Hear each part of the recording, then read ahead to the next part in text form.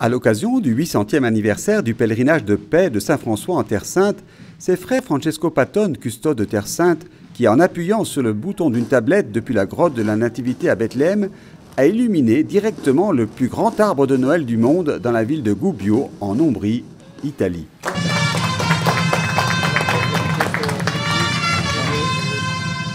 La technologie permet de faire des choses qui étaient auparavant impossibles.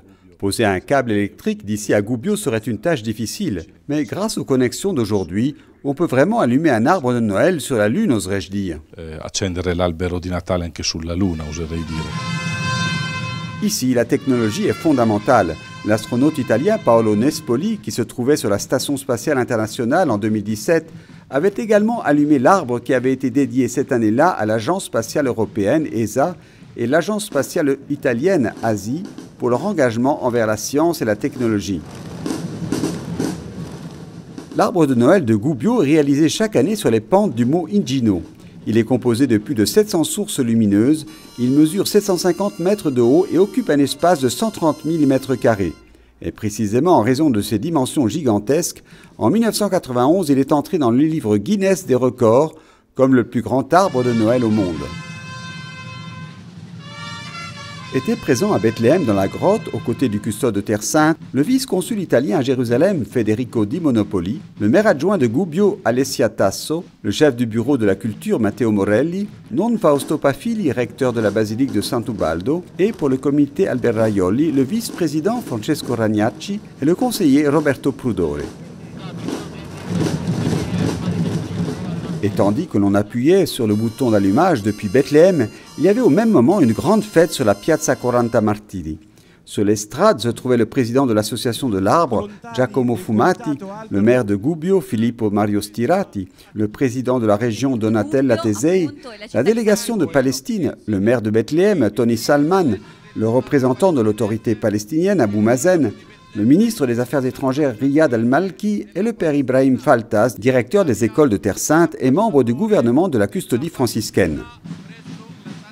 Il significato che è legato al fatto che il presepe e Le sens est lié au fait que la crèche et le sapin de Noël sont deux symboles complémentaires qui nous aident tous les deux à comprendre le sens de Noël.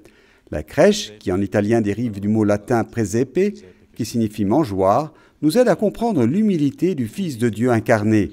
L'arbre de Noël nous aide à comprendre comment, avec la venue de Jésus près de l'arbre, celui-ci redevient arbre de vie, et nous le verrons encore plus pleinement quand à Pâques, nous verrons Jésus sur l'arbre de vie, qui est l'arbre de la croix. Poi in modo ancora più pieno quando a Pasqua vedremo Gesù sull'albero della vita, che è l'albero della croce.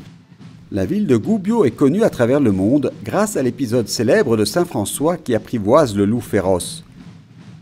San Francesco On se souvient de Gubbio comme de la ville où Saint François rencontre le loup, l'apprivoise et fraternise avec lui. Cette année, nous avons célébré le 8e centenaire du pèlerinage de Saint François en Terre Sainte, un pèlerinage au cours duquel il va à la rencontre du sultan à Damiette. Une fois de plus, il va vers l'autre qui était considéré comme un ennemi et rencontre son frère. Il me semble qu'en 2019, Gubbio et la Terre Sainte disent en quelque sorte le même symbole. Nous ne devons pas devenir un loup pour les autres, mais au contraire, nous devons apprendre à devenir frères. Même le loup peut devenir notre frère, ainsi que l'homme d'autres cultures, religions et nationalités. À la fin, éclate un grand bravo pour cette merveilleuse initiative de paix depuis Bethléem, la ville où c'est toujours Noël, à Gubbio et à tout le monde. Un rêve de paix comme le voulait Saint François, en souvenir du 8e centenaire de son pèlerinage de paix en Terre Sainte.